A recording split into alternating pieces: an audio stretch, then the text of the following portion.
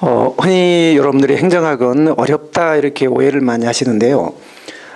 그렇지 않습니다. 이제 행정학을 선택했을 경우에 어떤 장점이 유리한 점이 있는지 몇 가지 제가 여러분들한테 말씀드릴게요.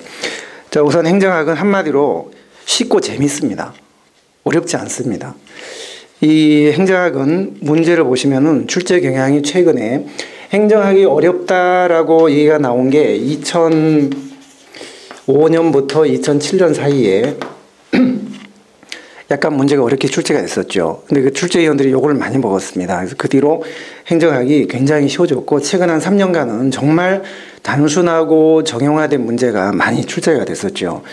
그래서 행정학은 문제를 보면은 거의 정형화가 돼서 쉽게 풀 수 있고 그렇게 다른 과목처럼 교활하거나 뭐 꽈서 내거나 그런 게 없습니다. 지금 제가 무슨 과목이라고 딱히 말씀 못 드리지만 자료를 제시하고 해석을 하고 이론을 대입하고 정답을 골라 나가는 그런 정말 힘든 과목들이 꽤 있습니다. 선택 과목 중에는요. 그래서 행정학은 절대 그런 게 없어요. 이론만 알면 답이 딱딱 나오는 그런 그 단순한 좀 단순하고 정직하고 좀 순진한 그런 과목이라고 할 수 있어요. 그리고 두 번째는 행정학을 선택했을 때 여러분들이 면접에 큰 도움이 돼요. 저는 행안부에 오랜 기간 공직 생활을 해봤고 면접관으로 많이 나가봤어요. 한 20번 이상 나가봤습니다. 근데 면접에 가보면 행정하고 연관된 주제를 많이 물어보죠. 공무원 노조, 행정 이념, 행정의 이념.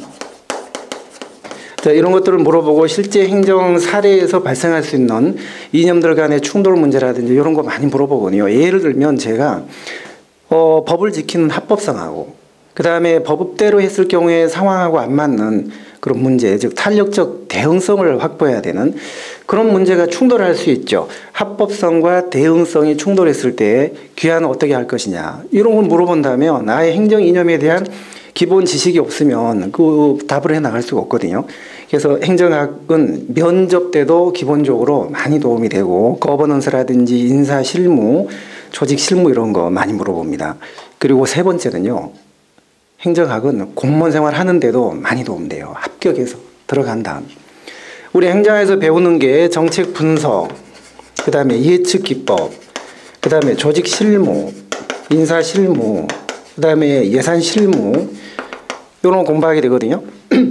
델파이 기법 같은 게 있어요. 델파이 기법. 자, 이런 거 공무원 행정학 공부하면서 기본 개념을 알고 계시면은 실제 정책을 입안하고 예측 분석하는 데 많이 도움이 됩니다. 공직에 근무하면은 이제 국장님이 그럴 거 아니에요. 이 자네 델파이 기법 해봤나? 델파이요? 뭐 초코파이는 들어봤습니다만 델파이는 못 들어봤는데요. 이렇게 하면 그래? 그럼 예산, 준예산 편성해봤나? 준예산? 준예산이요? 뭐 줄어든 예산입니까? 그럼 이제 국장님이 그러겠죠. 야, 자네 행정학 했어? 안 했어? 공부했어? 그래서 이제 나중에는요.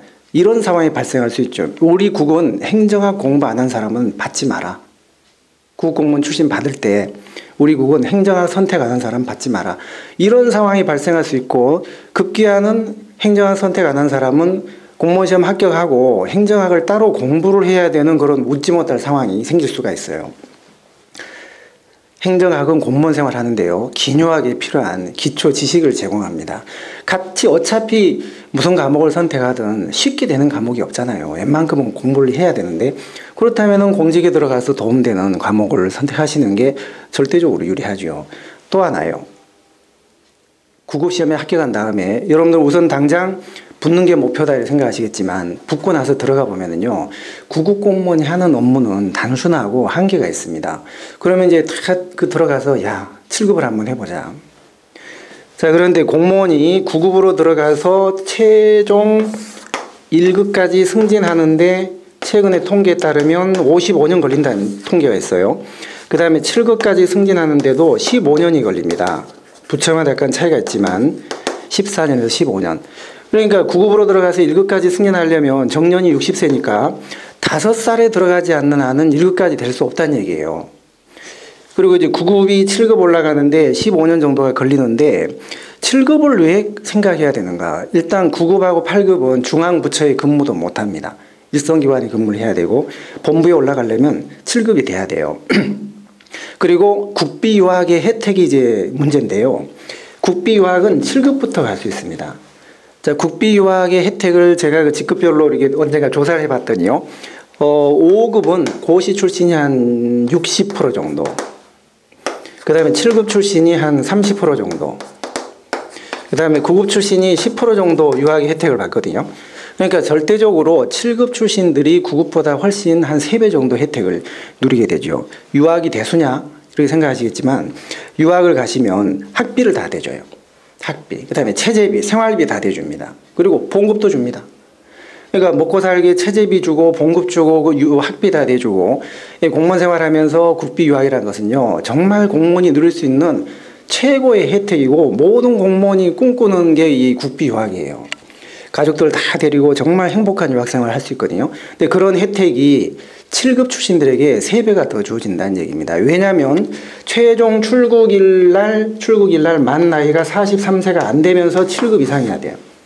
그러니까 여러분들이 지금 30살, 25살 9급에 들어가면 43세 안에 7급으로 승진을 해서 거기 또 고참이 돼야지 유학을 갈 수 있기 때문에 기회가 아무래도 7급보다는 훨씬 줄어들 수밖에 없죠. 우리가 늘 7급을 생각하면서 근무하고 공부를 해야 되는 이유 중에 가장 중요한 게 바로 그겁니다. 다시 강조드리면 국비 유학의 특전의 기회가 열립니다.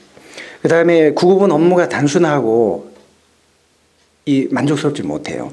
세 번째는 9급은 중앙부처에 근무를 못해요. 일선기관에 근무를 해야 돼요. 7급까지 승진하는데 15년 걸립니다. 따라서 공직은 한 살이라도 어릴 때, 그 다음에 한 직급이라도 높게 들어가는 게 절대적으로 유리합니다. 따라서 여러분들이 선택 과목 지금 고민 많이 하시겠지만 혹시 선택을 아직 안 하셨거나 망설이고 계시다면 후회 없는 선택을 해서 합격의 꿈도 이루고 또 공직에 들어가서 성공하는 공직자가 되시길 바랄게요. 감사합니다.